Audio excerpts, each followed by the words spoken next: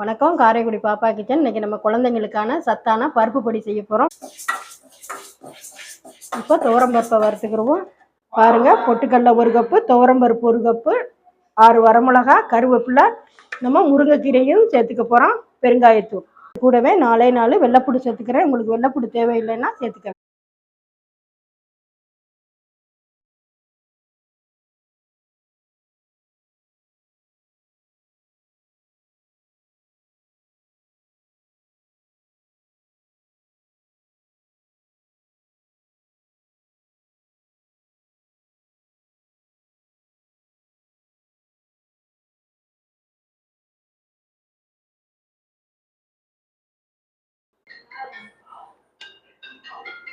நெய் ஊற்றிக்கங்க. இந்த மாதிரி குழந்தைங்க நல்லா விரும்பி கேட்டு வாங்கி சாப்பிடுவாங்க. சேனலை சப்ஸ்கிரைப் பண்ணுங்கள், உங்கள் ஃப்ரெண்ட்ஸுகளுக்கும் ஷேர் பண்ணுங்கள், லைக் பண்ணுங்கள். வணக்கம்.